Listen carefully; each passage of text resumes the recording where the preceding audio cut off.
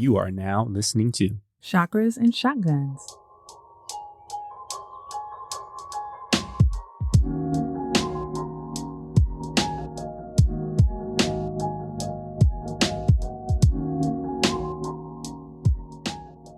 Welcome to Chakras and Shotguns, the podcast that guides you on a journey of spiritual development and personal preparedness. I'm Jen, a former lawyer, now yoga instructor, and human design reader. And I'm Mick, a marketer, Reiki master, and prepper. There can be so much obsession about finding the one. It's all over pop culture, music, movies, poetry, romance novels.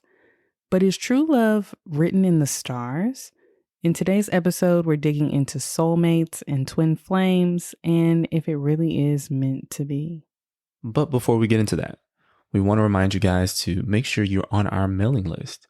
We periodically send out some great tips and spiritual advice, as well as book recommendations, merch discounts, and the latest Chakras and Shotguns events. All right, let's begin the show as we always do with a little bit of breathwork meditation to put us into a mindful place. Thanks, Meg. Go ahead and find a comfortable seat. You can always lie down. And let's start to connect with our breath. Place your hands somewhere comfortable, but with your palms facing up as we set our intention to receive. Take a deep inhale through your nose and exhale that breath out through your mouth. Let's do that again. Inhale through your nose and exhale that breath out through your mouth. Let's do one more together. Inhale through your nose. And this time, seal your lips and exhale that breath back out through your nose. Allow yourself to breathe normally, matching the lengths of your inhales to your exhales. Focusing only on breathing. And allow yourself to settle into this moment together.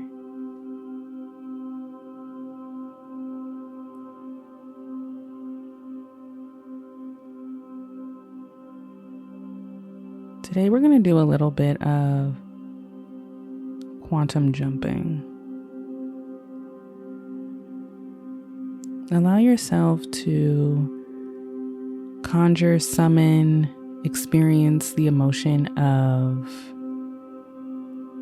gratitude and love. The feeling of being loved and supported by the people that mean most to you. These can be people that are already in your life or the people that you desire to come into your life.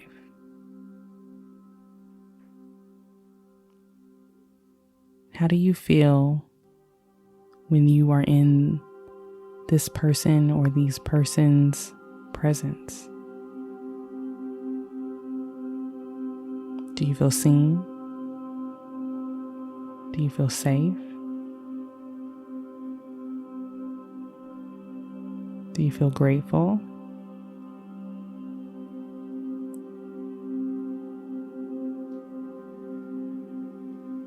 If you feel this is not your current reality, tell yourself that it is your present.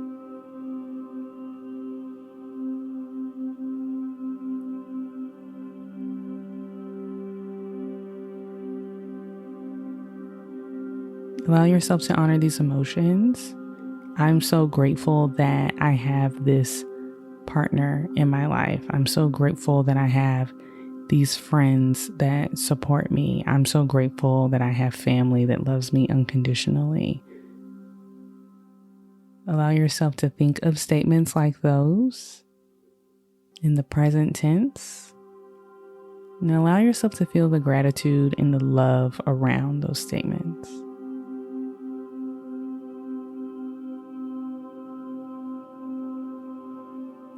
Stay in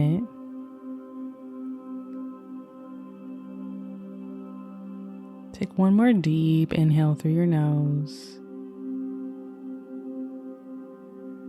And exhale that breath out of your mouth.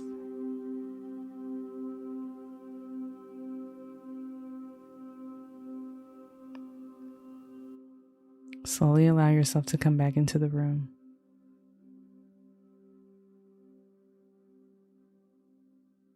All right. Thanks so much for that, Jen.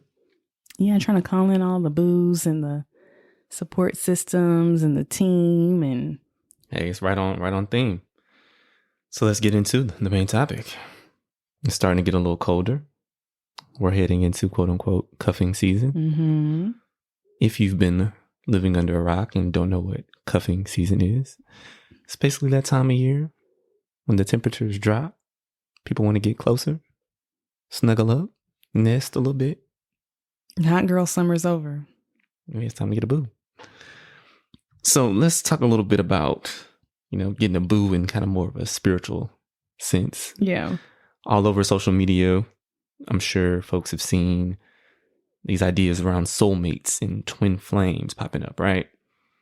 Let's dig in a little bit into those and start first with defining the terms. They are often used interchangeably, but many folks kind of in the spiritual space believe that twin flames and soulmates are actually distinct concepts. So we will try our best to kind of pull those apart and make it clear the differences there. Let's start with soulmates. The concept of a soulmate has existed for centuries, and there are a variety of definitions.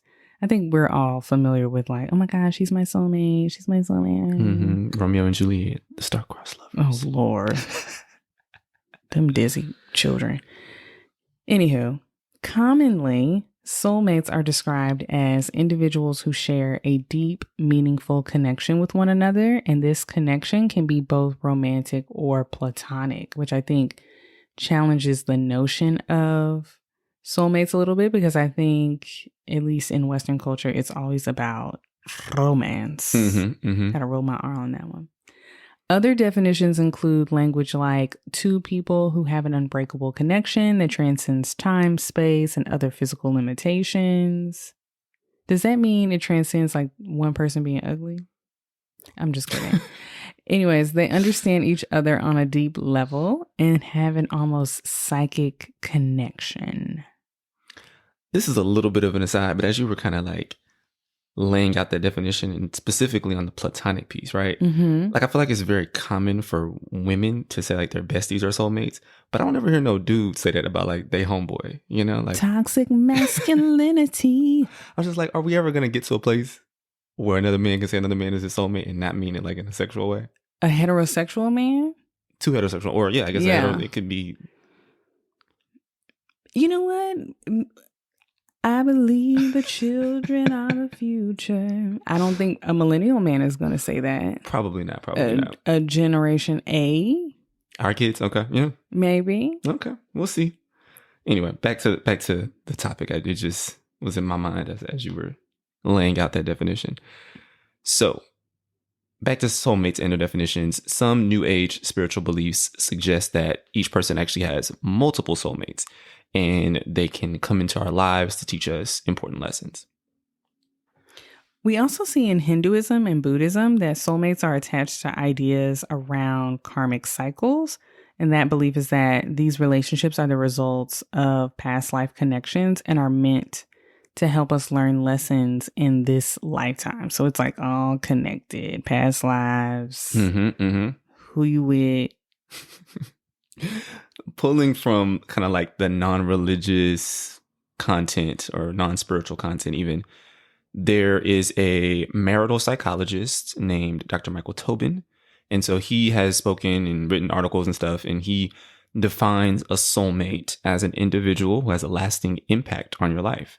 Your soulmate is your fellow traveler on the journey of life, and you need one another to grow beyond the limitations of your individual selves. So a little, science angle. He's more of a social scientist. Okay. Speaking on it. Mm-hmm.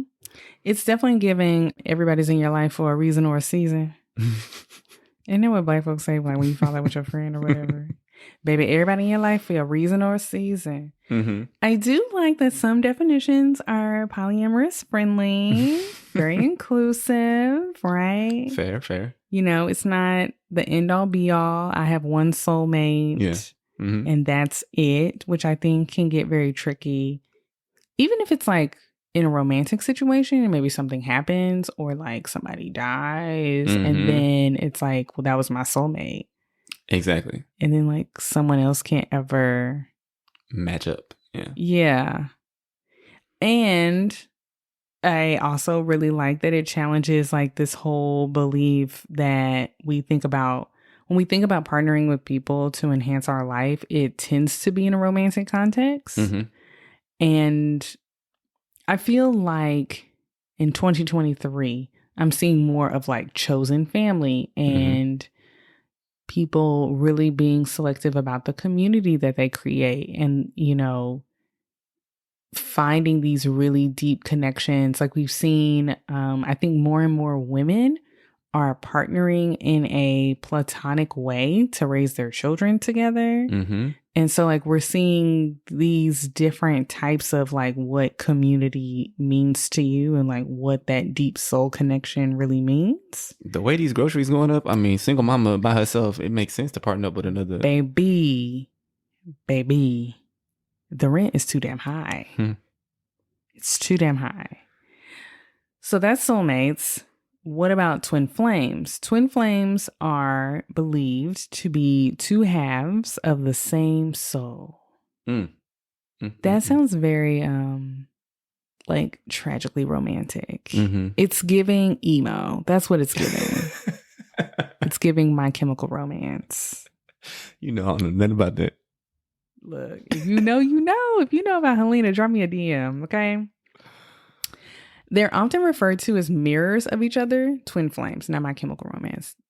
They're mirrors of each other, and they are said to be intensely connected because of shared pain. I said what I said. So I was going to say that is reminiscent of trauma bonding, but then I actually learned that the correct definition of trauma bonding is like when you have a connection to the person who's actually abusing you. Yes. So I don't know, is it just shared trauma? Is that the correct term for someone who like... I struggled with that definition too. It was just like, I've been through something terrible. Me too. And it's like, ew. Intuitively, that feels like trauma bonding. Yeah. But that's not what that is. Interesting. All right. So, Jen, how do we feel about these ideas? Twin flames, soulmates. Do we buy into these concepts? Yes or no. I think you can get so caught up in trying to get it right and this one person and like what does it all mean? And I kind of felt like the definitions, they do overlap a little bit. It's like soulmate, it's like this is my partner, twin flame, this is my other half. Like I feel like they're kind of they intermingle a little bit. Soulmates feels very heavy to me. That there's billions of people in the world, or, if you're American, there's millions. Are there billions? How many people are in America? Almost 400 million. Ciao. Stupid Americans. I don't even know the population. That of these hundreds of millions of people, that my soulmate is like one person that it's a needle in a freaking haystack.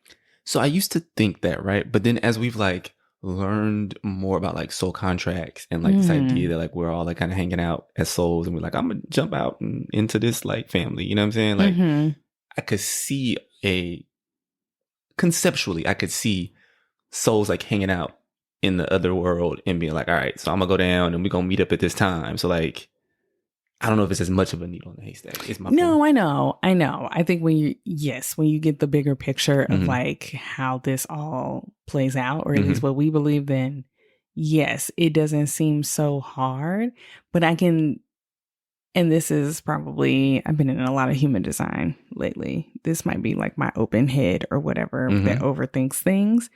But I can see someone being like, I want to find my soulmate. I want to find my soulmate. I want to marry my soulmate. Right. Mm-hmm. And then they're dating people who they love, but they're like, it's not, I don't think this is my soulmate. Yeah, right. yeah. And that I think the world might say like, girl, that's a good man, Savannah.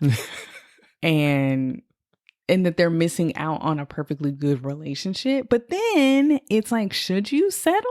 You shouldn't. I think like that's also us getting in the way of other people's intuition of what is for them. That's real. That's real. Because I've seen firsthand people who on paper, like it makes sense, like they should be together. But like if you talk to them, they're like, yeah, I know, like on paper we should be, but like they don't feel the spark, but they'll try to like make it work.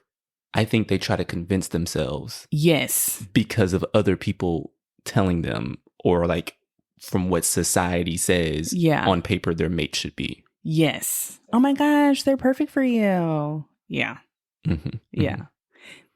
For the concept of twin flames, I feel like that was kind of lacking in a way. It kind of made me go, whoa, you know, like it's giving Bonnie and Clyde 2003. No, I'm just kidding. It's giving Bonnie and Clyde. It's giving very like combustible and like toxic and very passionate, probably amazing sex. Yeah. But like not good for the soul. Absolutely. I think that's, if you kind of see some of the content that's out there, right? They will summarize soulmates and twin flames in that regard, right? That soulmates is like this really deep connection that you can have and be partnered with, yada, yada, yada. But twin flame relationships are a lot of times roller coasters. They are combustible, as you said. So I think you hit it right on the head. I think for me, I've just been turned off by a lot of the language that traditionally surrounds like these concepts. So specifically with soulmates, we've been conditioned with a lot of like fairy tales where there are these one true loves that we are in search for. Like the hero's journey is all about like finding love, or the heroine's journey is all about her finding her prince, right? And there's a lot of like typical misogyny that surrounds that, where it's like, women, if you don't find your Prince Charming, you're somehow incomplete, and like you just like have to have this soulmate to be a fully realized woman. You complete me. Girl, you have a whole W-2. You have a 401k. You go to work. Stop it. Stop it. You are a fully realized individual. And I think that could go both ways. Let's be equal opportunity here. I think that some men are looking for like, well, I think misogyny plays a role in there too.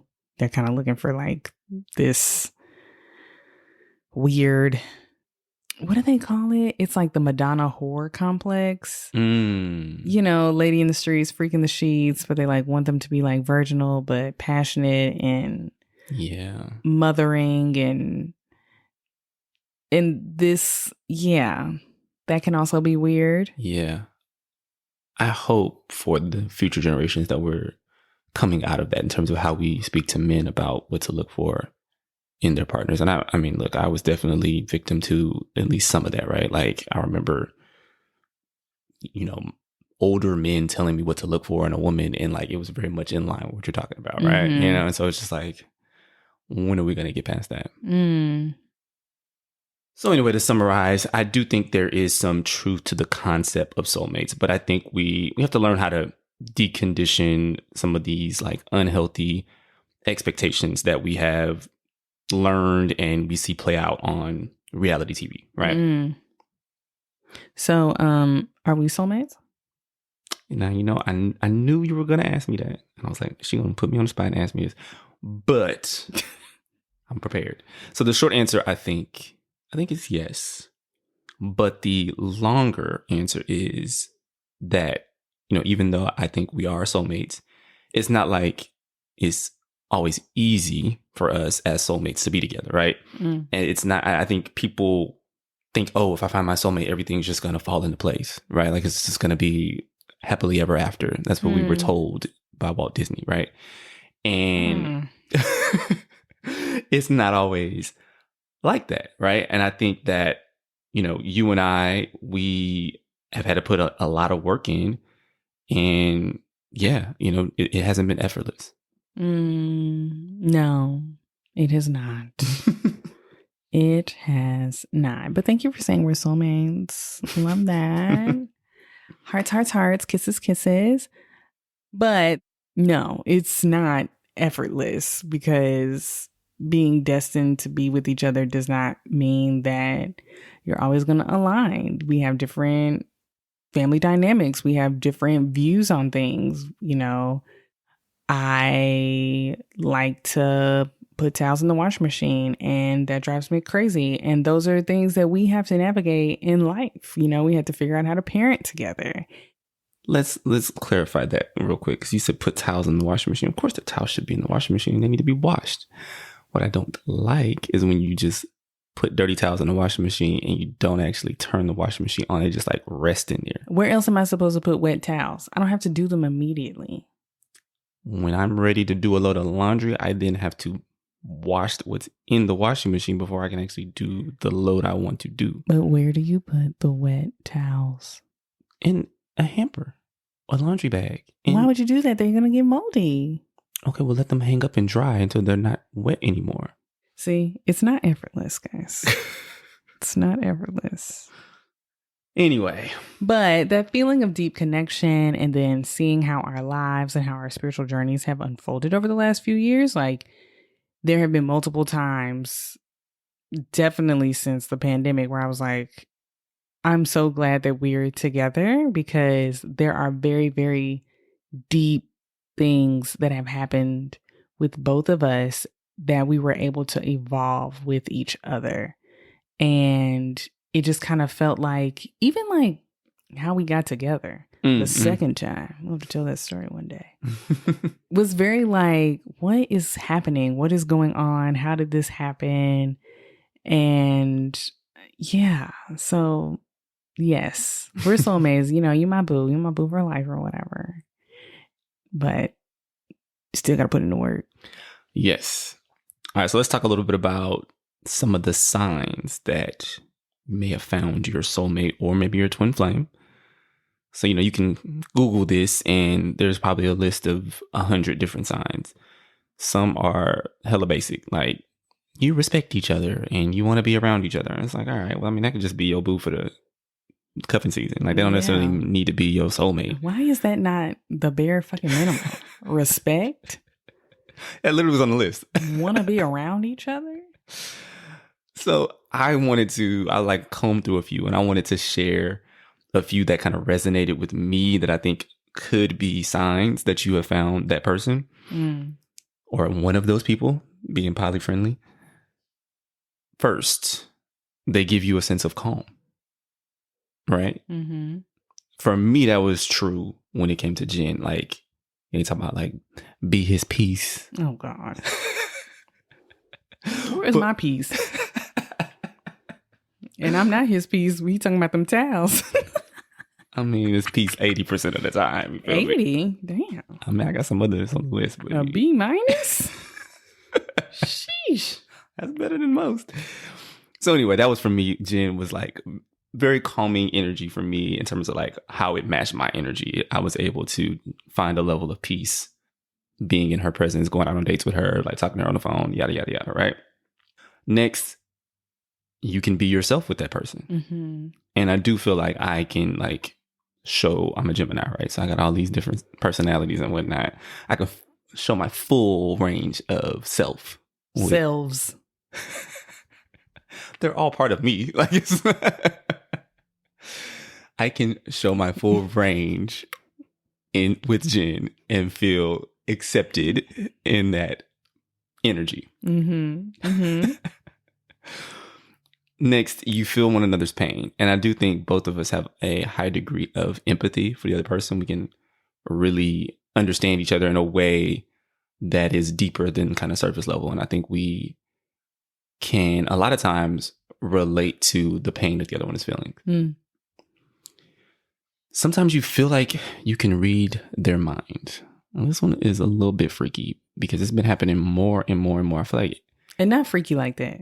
No, I'm in like Freaky Friday, like Yeah, like Lindsay Lohan. You know what I'm saying? Like that freaky. So yeah, we've had lots and lots of moments where we, complete each other's sentences, all the corny stuff, right? But like we are thinking the same thought a lot of times, and it's really weird. And you got coincidences. Jen kind of alluded to our meeting, but yes, when we first met and the second time we met, there were just all these coincidences. Happened to be in the same room at the same time, didn't know each other at the time. And then like we finally met and it was like a whole thing, or it lasted like the whole night where we went from place to place to place. Lord. So yeah, lots of coincidences. It felt like we were meant to be in the same space and meet each other. Yeah. Yeah, because I think if I had just met you like at a happy hour and then like me and my friend went somewhere else, I don't know. You know? Yeah, there had to be a more sustained level of interaction for... I ended up stalking you all night against my will. And then I got to know him over the course of like 7 hours. Something like that. Yeah.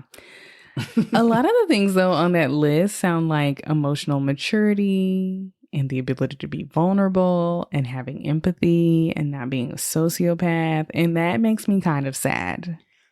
Well, the full list is, I think the things we talked through just now aren't necessarily the bare minimum. You can be yourself means that you are comfortable being vulnerable with another person and they make you feel safe and they make you feel seen.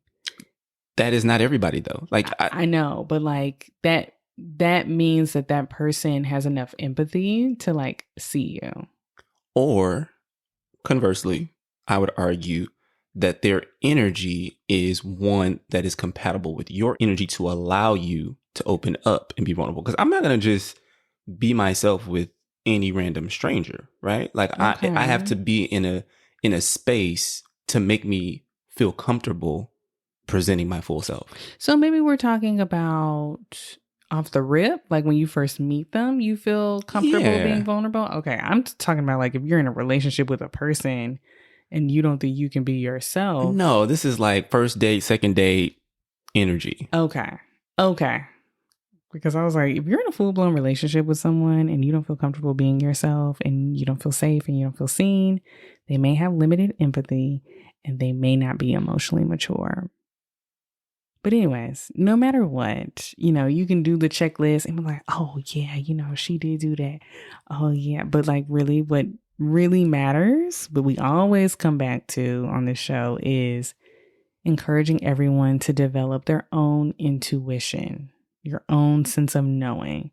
So those gut feelings in recognizing soul connections of just when you meet someone and you're just like, you're my vibe. Like and it's not because they're trying to charm you. It's just you click. Mm-hmm. You have to be careful though, because there's a lot of narcissists and psychopaths running around here.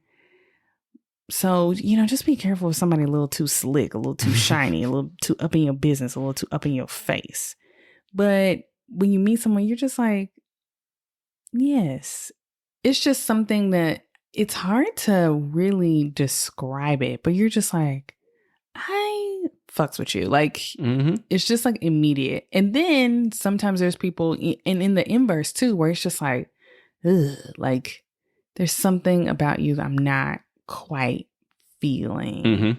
Have you ever had like someone you went on a date with and like maybe initially you were attracted to them and then like physically, it's not that you were physically not attracted to them, but like physically your body was just like, it's a no for me, dog. Like trusting that. Yeah. Like there's a reason why you're just like, I don't really want to give you a hug. I really don't want to. I don't know why. You're cute, but like, I don't know. I feel like women have that more than men. Is that the ick? I mean, they might call it the ick, but it's more like your intuition telling you something. You know what I mean? So what about twin flames? Is there any difference there? Yeah, so here are a few things that can clue you to the fact that you may have met your twin flame. A sense that you're meeting yourself. This is one of Jen's pet peeves. Oh my gosh, I feel like you're the boy version of me. I've said it in my youth. And I hear this all the time because we watch a lot of dating shows. We'll watch like Love Island and Love is Blind and Married at First Sight. You like Too Hot to Handle, which is mess. Not really. It's just something to put on. It's not quality television. I wouldn't recommend it to anybody. Have you seen Too Hot to Handle? It's on Netflix. And when I hear that, I'm just like, what does that even mean? Shut up. Anyways, multiple similarities, sometimes uncanny similarities. And the meeting signifies a major change in your life. I don't really know what that means. What is it like? It's fireworks. It's, oh my God. Well, it could accompany some like major life change, right? Like maybe it's like you were entering college, right? Maybe it is what? I'm just making a lot of faces over here. Maybe it's like your first real job or something. Like it could be some major. Okay. I think that's what they were going for. Okay. Anyway. Sounds like you're in a new place looking for connection. Looking for somebody that's similar. Who doesn't really have anything else to offer. No shade. It's just you're two halves of the same soul. Like y'all already working with what the other person working with. They don't have no extra skills. You know what I'm saying? I don't need somebody who can cook. I need somebody who can prep. You know what I mean? So why are you hating on twin flame relationships? There are probably people out here right now in a loving twin flame relationship. I mean, they can be. That's fine. You know, I'm not saying that it doesn't work. It's the rhetoric around it. That's fair. And I have heard that it's harder to be in a twin flame relationship than it is to be in a soulmate relationship. I don't know if that's true or not. If you're in a twin flame relationship, feel free to send us a DM and we can talk about it. But that's what they say online. Okay. All right. So, yeah, like I said before, me and Jen, our relationship isn't always sunshine and rainbows. So why do you keep bringing it up? I mean, I'm just... Why you keep saying that? I don't want to perpetuate this idea that somehow, you know, Mick and Jen are this amazing couple that are always in sync and have this, you know, frictionless relationship. I'm just... Oh, okay. I'm just, I'm checking in. We good. It's not effortless. It's not sunshine. You ain't left the towels in the washing machine in a while, so we good. So the point I'm making is that being with your soulmate can come with some challenges. So let's talk a little bit about some of those challenges for both soulmates and twin flames.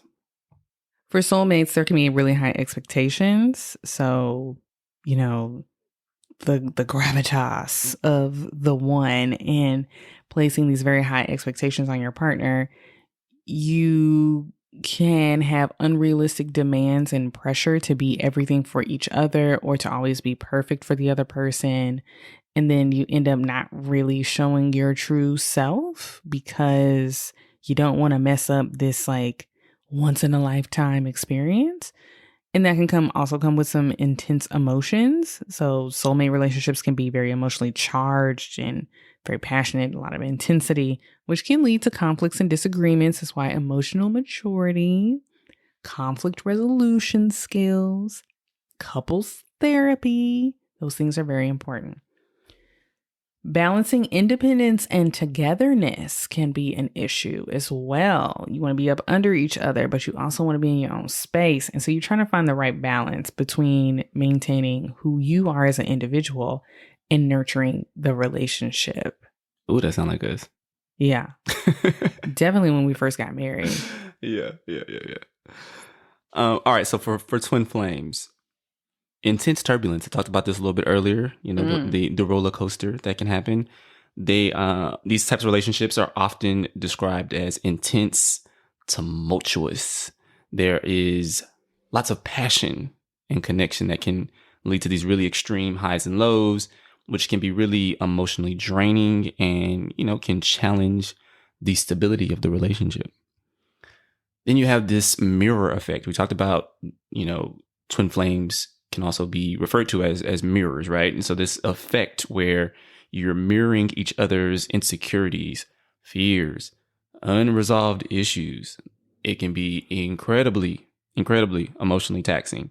And yeah, it may just force the individuals in a relationship to confront aspects of themselves that they would rather avoid.